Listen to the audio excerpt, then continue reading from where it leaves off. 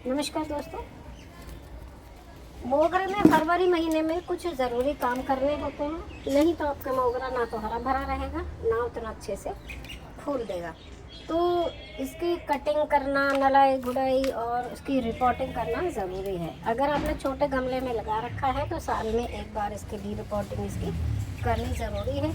और वो रिपोर्टिंग जो है इसके फूल आने के सीज़न से थोड़ा पहले ही करनी होती है, यानी कि फरवरी महीने में ये सबसे ज़्यादा सूटेबल है। इसके अलावा वैसे तो रिपोर्टिंग आप उसमें भी कर सकते हैं, बरसात में भी, लेकिन अगर ज़रूरत है, अगर आपका गमला छोटा है तो फरवरी में आप इसकी जड़ें जो है वो पहले चेक कर सकते हैं। ठीक है, अगर इसकी जड़ें ऊपर तक आ गई हैं इट मीन्स आपके पौधे की पूरी रूट बाउंड हो गई हैं।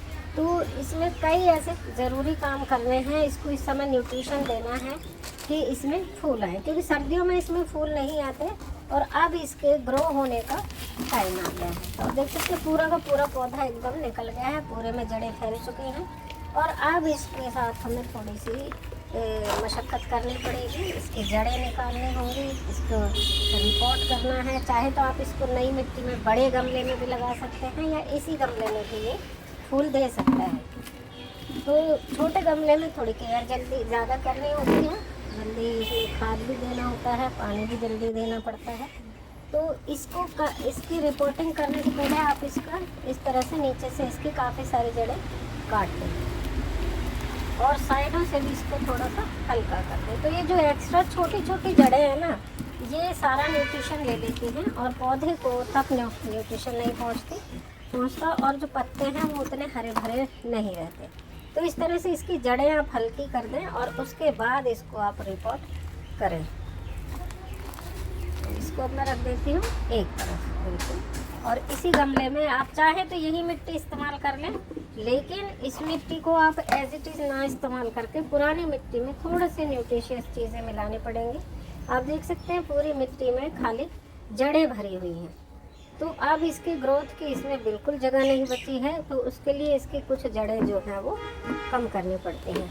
अगर हम पौधे ज़मीन में लगाते हैं तो बहुत स्पेस इसकी जड़ों को फैलने के लिए मिल जाता है, लेकिन गमले में लिमिटेड स्पेस होता है, इसलिए इसमें इसको जो है इस तरह के पौधों को रिपोर्ट करना ज़रूरी है। जो परमानेंट फूलों वाले पौधे हैं, सीजनल पौधों को रिपोर्ट करने की ज़रूरत नहीं पड़ती, क्योंकि वो एक सीज़न चलते फिर ख़त्म हो जाते हैं। तो ये इस तरह के जो ये इसके सारी जड़ें पत्ते वगैरह नीचे डाल के अब फिर से मैं इसी में रिपोर्ट कर दूँगी इसको, इसी मिट्टी में। तो इस मिट्टी को इस्तेमाल करने से पहले हमें इसमें खाद वगैरह मिलाना पड़ेगा। बिना खाद मिलाए अगर आप इसको डाल देते हैं मिट्टी को तो फिर पौधा उतने अच्छी ग्रोथ नहीं करेगा। तो ये गोबर की खाद मैं इसमें मिला रही हूँ। छोटा गमला है, 10 इंच का गमला है सारा ही है, तो इसमें थोड़ा 8 इंच का है बल्कि ये, तो छोटा गमला है इसलिए मैं इसी में डाल देती हूँ। ये